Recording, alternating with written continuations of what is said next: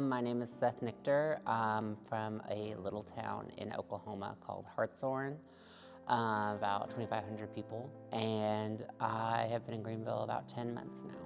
Part of the reason I live in Greenville and came to Greenville is because I live in a recovery home. I had addiction issues and alcoholism just about a little over a year ago, a year and some change.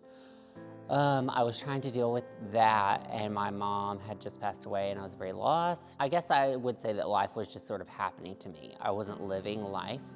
I was just sort of letting things happen to me, drifting from one job to the next, one situation to the next. So I wasn't really happy, and I don't really think I was living. So I tried the whole rehab thing 30 times, starting the second time. There was a lady named Melanie who was a very godly woman, still to this day is one of my spiritual heroes. She did a Bible study because it was a faith-based organization. And then I came out of that rehab. I was doing really well for a while.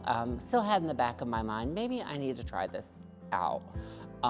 Then in October, a little over a year ago, my mom passed away, and I went back to that same rehab. There was a lady named Melanie who was a very godly woman. I was very excited to tell her I was getting baptized.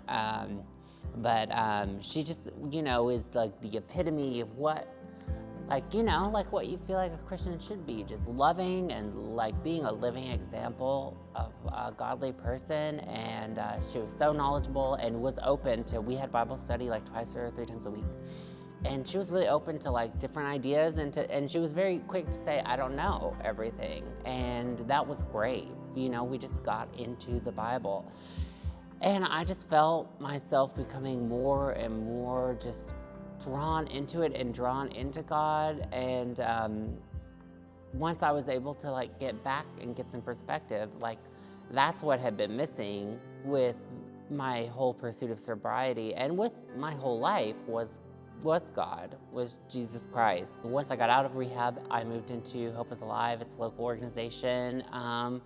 It is a faith-based recovery program and house that it just all built on itself. All these building blocks kind of clicked together. And then I, like church is required in HIA, but I'm so glad it's required because, I began to just like open my ears and this thing that I didn't even know I was missing, I began to crave. And we do Bible studies at the house, and there is a gentleman from Integrity, Daryl, who is another one of my spiritual heroes.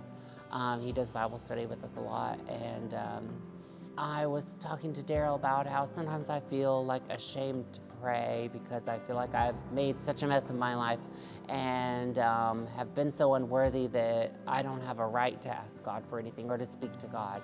And he was like, but do you think God thinks that? And it just clicked to me, that whole getting in my own way kind of thing.